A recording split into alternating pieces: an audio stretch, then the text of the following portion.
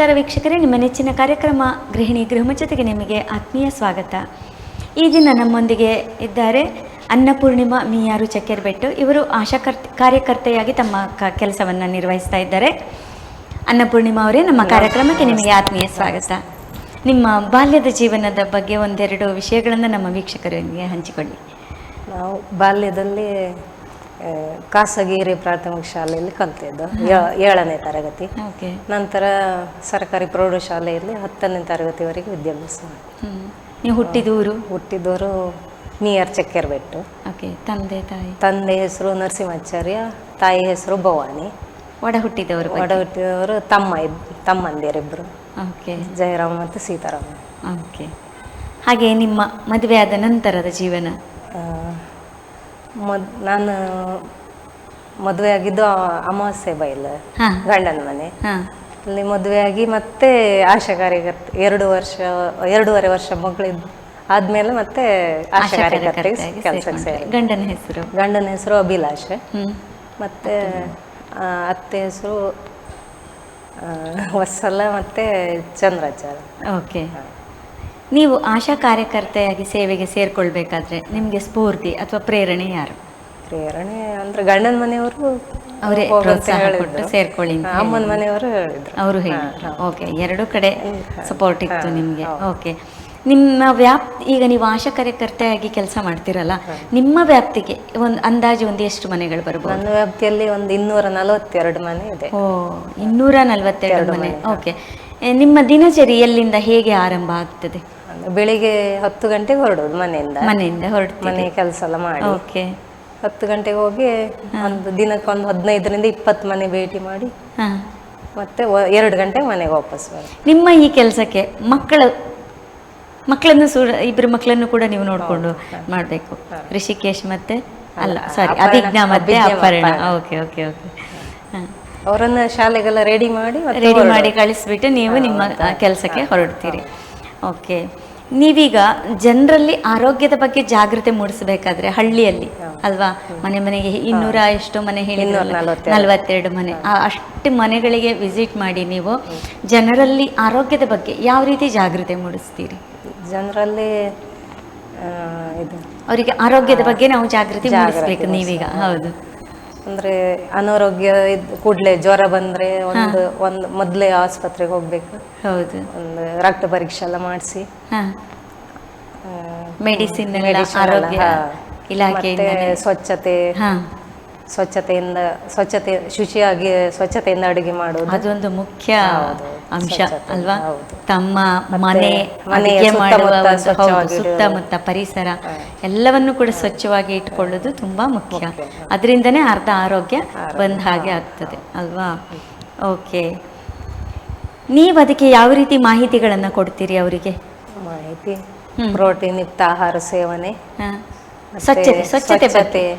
ಈಗ ಮಳೆಗಾಲದಲ್ಲಿ ಮನೆ ಸುತ್ತಮುತ್ತ ನೀರಿಲ್ಲದಂತೆ ನೋಡಿಕೊಳ್ಳುವುದು, ಮತ್ತೆ ಟಯರ್ ಇದ್ರೆ ಅದರಲ್ಲಿ ನೀರಿಲ್ಲದಂತೆ ನೋಡ್ಕೊಳ್ಳುದು, ಮತ್ತೆ ಬಕೆಟ್ಗೆಲ್ಲ ನೀರು ತುಂಬಿಸಿಟ್ಟು ಮುಚ್ಚಿ ಇಡುವುದು. ಹೌದು. ಈ ಥರದ್ದೆಲ್ಲ ನೀವು ಸಲಹೆಗಳನ್ನು ಕೊಡ್ತೀರಿ. ಓಕೆ. ಹಾಗೆ ನೀವೀಗ ಗರ್ಭಿಣಿ ಮಹಿಳೆಯರನ್ನ ಮತ್ತೆ ಬಾಣಂತಿಯರನ್ನ ಮೀಟ್ ಆಗ್ತಿರಲ್ವಾ? ಈಗ ಗರ್ಭಿಣಿ ಆದಂದಿನಿಂದ ಹೆರಿಗೆ ಆಗುವವರೆಗೆ ಏನೆಲ್ಲ ಸಲಹೆಗಳನ್ನು ನೀವು ಅವರಿಗೆ ನೀಡ್ತೀರಿ ಮನೆಗೆ ಹೋಗಿ? ಗರ್ಭಿಣಿ ಆದಂದಿಂದ ಗರ್ಭಿಣಿ ಅಂದು ಗೊತ್ತಾದ ಕೂಡಲೇ ಆಸ್ಪತ್ರೆಗೆ ಕಳಿಸೋದು. ಮತ್ತೆ ಅವರು ತಾಯಿ ಕಾರ್ಡ್, ರಕ್ತ ಪರೀಕ್ಷೆ, ಹೌದು, ಮೂತ್ರ ಪರೀಕ್ಷೆ, ಅವರಿಗೊಂದು ಕಾರ್ಡ್ ಮಾಡ್ತೀರಿ. ಮೂತ್ರ ಪರೀಕ್ಷೆ ಎಲ್ಲ ಮಾಡಿ ಆದ್ಮೇಲೆ ಅಲ್ಲಿ ತಾಯಿ ಕಾರ್ಡ್ ಎಂಟ್ರಿ ಮಾಡ್ತಾರೆ ಆಸ್ಪತ್ರೆಯಲ್ಲಿ. ಮತ್ತೆ ಪ್ರತಿ ತಿಂಗಳು ಟೆಸ್ಟಿಗೆ ಹೋಗ್ಬೇಕು. ಅದನ್ನ ರಿಪೋರ್ಟ್ ನೀವು ಆ ತಾಯಿ ಕಾರ್ಡ್ ಅಲ್ಲಿ ಬರೀತಾರೆ, ಅಲ್ಲಿ ಆಸ್ಪತ್ರೆಯಲ್ಲೇ ಬರೀತಾರೆ. ನಾವು ಹೋಗಿ ನೋಡುವುದು ಅಷ್ಟೇ. ಅಂದ್ರೆ ಯಾವ್ದಾದ್ರು ಫಸ್ಟಿಗೆ ಒಂದು TD ಮತ್ತು 1 ತಿಂಗಳು ಬಿಟ್ಟು ಇನ್ನೊಂದು TD ಇಂಜೆಕ್ಷನ್ ಕೊಡ್ತಾರೆ. ಅದು ತಕೊಂಡಿದ್ರೆ ಇಲ್ಲ ಅಂತ ನೋಡೋದು, ಮಾತ್ರೆ ಎಲ್ಲ ಸರಿಯಾಗಿ ತಕೊಳ್ತಿದ್ದಾರೆ ಇಲ್ಲ ಅಂತ ನೋಡೋದು. ಮತ್ತೆ ಆಹಾರ ಕ್ರಮ ಬಗ್ಗೆ ಶುಚಿಯಾದ ಆಹಾರ, ಪ್ರೋಟೀನ್ ಯುಕ್ತ ಆಹಾರ, ಕರೆಕ್ಟ್. ಮತ್ತೆ ಬೇಳೆ ಕಾಳುಗಳು, ಪ್ರೋಟೀನ್ ಬೇಕು, ವಿಟಮಿನ್ ಬೇಕು, ವಿಟಮಿನ್, ಮತ್ತೆ ಸೊಪ್ಪು ತರಕಾರಿ, ಕರೆಕ್ಟ್.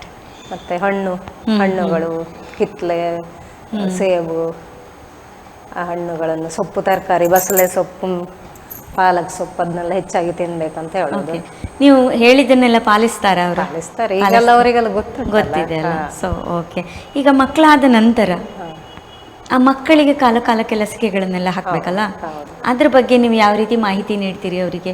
ಈಗ ಇಂಥ ಟೈಮಿಗೆ ಬರಬೇಕು, ಇಂಥ ಇಂಜೆಕ್ಷನ್ನೇ ಹಾಕಬೇಕು, ಹಾಗೆ ಅಂದರೆ ಡಿಸ್ಚಾರ್ಜ್ ಆಗಿ ಬಂದು 3ನೇ ದಿನ, 7ನೇ ದಿನ, 14ನೇ ದಿನ, 21, 24, 42 ದಿನ ನಾವು ತೂಕ ಮಾಡ್ಲಿಕ್ಕೆ ಹೋಗ್ಬೇಕು ಮಗುವಿನ. ನೀವು ಮನೆಗೆ ಹೋಗಿ ತೂಕ ಮಾಡೋದು, ಮತ್ತೆ ಟೆಂಪರೇಚರ್ ನೋಡೋದು, ಮತ್ತೆ ಹೊಕ್ಕುಳೆಲ್ಲ ಸರಿಯಾಗಿದೆಯಾ ಅಂತ ನೋಡೋದು, ಮತ್ತು ಬಾಣಂತಿ ಸರಿಯಾಗಿದ್ದರ ಮಾತ್ರೆ ಎಲ್ಲ ಸರಿಯಾಗಿ ತಗೊಳ್ತಾ ಇದ್ದಾರೆ ಅಂತ ನೋಡೋದು. ಮತ್ತೆ ಒಂದು 6 ವಾರ ಆದ್ಮೇಲೆ ಇಂಜೆಕ್ಷನ್. ಹುಟ್ಟಿದ ತಕ್ಷಣ ಬಿ ಸಿ ಜಿ ಅದೆಲ್ಲ ಆಸ್ಪತ್ರೆಯಲ್ಲಿ ಕೊಡ್ತಾರೆ. BCG, ಹೆಪಟೈಟಿಸ್ ಬಿ ಮತ್ತೆ ಪೋಲಿಯೋ ಅದು ಹುಟ್ಟಿದ ಕೂಡಲೇ ಕೊಡ್ತಾರೆ. ಓಕೆ, ಈ ಕಾರ್ಯಕ್ರಮದ ಮುಖಾಂತರ ಮಕ್ಕಳಿಗೆ ಹೇಳುದಂದ್ರೆ ಮಕ್ಕಳಿಗೆ ಸರಿಯಾದ ಸಮಯಕ್ಕೆ ಕೊಡುವಂತ ಎಲ್ಲ ಲಸಿಕೆಗಳನ್ನು ಕೂಡ ಕೊಡ್ಲೇಬೇಕಾಗ್ತದೆ ಅಲ್ವಾ? ಯಾವುದನ್ನು ಕೂಡ ತಪ್ಪಿಸೋ ಹಾಗಿಲ್ಲ. ಓಕೆ, ಇದನ್ನ ಸರ್ಕಾರ ಅವರಿಗೆ ನಿಮ್ಮ ಮುಖಾಂತರ ಫ್ರೀಯಾಗಿ ಕೊಡ್ತಾರೆ ಹಾಸ್ಪಿಟ್ಲಲ್ಲಿ, ಅದನ್ನ ನೀವು ಅವರಿಗೆ ಮಾಹಿತಿಯನ್ನು ನೀಡ್ತೀರಿ.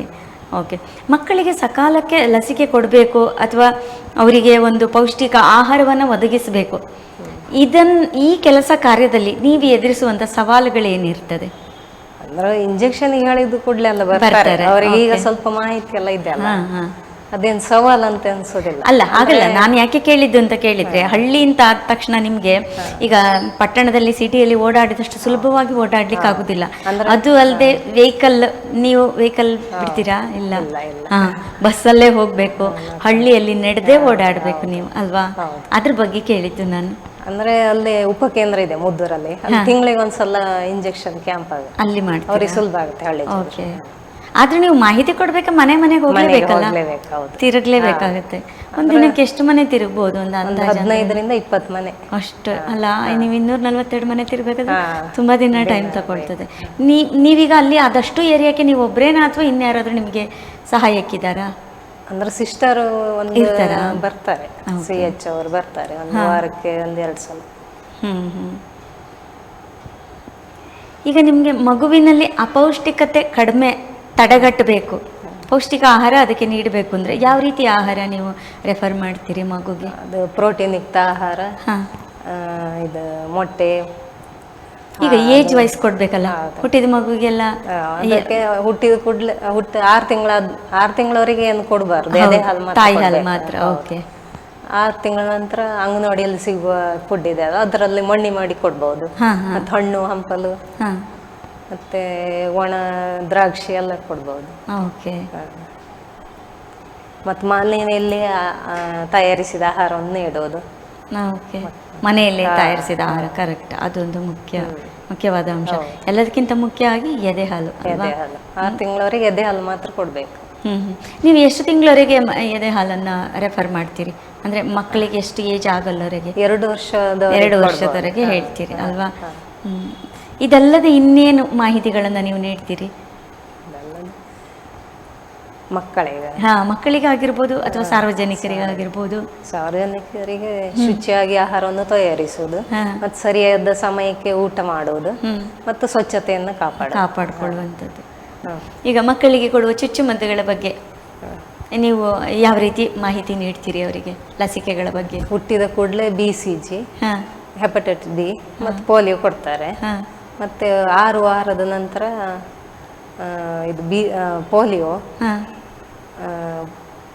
ಫಸ್ಟ್ ಆಯ್ತು, ಫಸ್ಟ್ ಅಲ್ಲ, ಇನ್ನು 1.5 ತಿಂಗಳಿಗೆ ಪೋಲಿಯೋ, PCV, ಪೆಂಟ, ರೋಟ, ಮತ್ತೆ IPV ಕೊಡ್ತಾರೆ. ಓಕೆ, ಈಗ ನಿಮ್ಗೆ ಟ್ರೈನಿಂಗ್ ಅಂತ ಕೊಡ್ತಾರಲ್ವಾ? ಎಷ್ಟು ತಿಂಗಳಿಗೊಮ್ಮೆ ಕೊಡ್ತಾರೆ ಅದು? ಟ್ರೈನಿಂಗ್ ಅಂದ್ರೆ ಫಸ್ಟಿಗೆ 1.5 ತಿಂಗಳು ಟ್ರೈನಿಂಗ್, ಮತ್ತು ವರ್ಷಕ್ಕೊಂದ್ಸಲ ಪುನರ್ಮನನ ಅಂತ ಒಂದು ಟ್ರೈನಿಂಗ್ ಮಾಡ್ತಾರೆ. ಪ್ರತಿ ವರ್ಷ ಇರ್ತದೆ? ಓಕೆ, ಆ ನಂತರ ಅಲ್ಲಿ ನೀವು ಟ್ರೈನಿಂಗ್ ಅಲ್ಲಿ ಏನೆಲ್ಲ ಕಲಿತೀರಿ? ನಿಮ್ಗೆ ಮಾಹಿತಿ ಯಾವ ತರ ಕೊಡ್ತಾರೆ ಅವರು ನಿಮ್ಗೆ?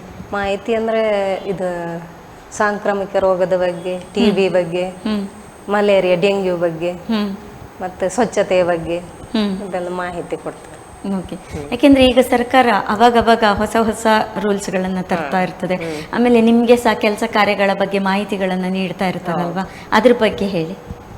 ಅಂದ್ರೆ ಈಗ ಫೋನಲ್ಲಿ ಸಮಸ್ತ ಅಂತ ಒಂದು ಆ್ಯಪ್ ಬಂದಿದೆ, ಅದರಲ್ಲೇ ಎಲ್ಲ ಕುಟುಂಬದವ್ರನ್ನ ಆ್ಯಡ್ ಮಾಡಿ ಅದರಲ್ಲೇ ತಾಯಿ ಆರೋಗ್ಯ, ಕುಟುಂಬ ಯೋಜನೆ, TB, ಡೆಂಗ್ಯೂ ಅದೆಲ್ಲ ಅದರಲ್ಲೇ ಬರುತ್ತೆ ಈಗ. ಇಂಜೆಕ್ಷನ್, ಚುಚ್ಚುಮದ್ದು ಬಗ್ಗೆ ಎಲ್ಲ ಅದರಲ್ಲೇ ಫೋನಲ್ಲೇ ಇದು ಮಾಡೋದು. ಈಗ ನೀವೀಗ ಸರ್ಕಾರದಿಂದ ತಾಯಿ ಮತ್ತು ಮಗುವಿಗೆ ಸಿಕ್ಕುವ ಸೌಲಭ್ಯಗಳ ಬಗ್ಗೆ, ಉಚಿತವಾಗಿ ಸಿಗುವಂಥ ಸೌಲಭ್ಯಗಳ ಬಗ್ಗೆ ಯಾವ ಥರ ಮಾಹಿತಿಯನ್ನು ನೀಡ್ತೀರಿ ಮನೆ ಮನೆಗೆ ಹೋಗಿ? ಉಚಿತವಾಗಿ ಅಂದರೆ ಈಗ ಗರ್ಭಿಣಿಯಾದಿಂದ ಇದು ಮೆಡಿಷನ್, ಚಿಕಿತ್ಸೆ, ರಕ್ತ ಪರೀಕ್ಷೆ, ಮೂತ್ರ ಪರೀಕ್ಷೆ ಎಲ್ಲ ಫ್ರೀ ಅಲ್ಲ.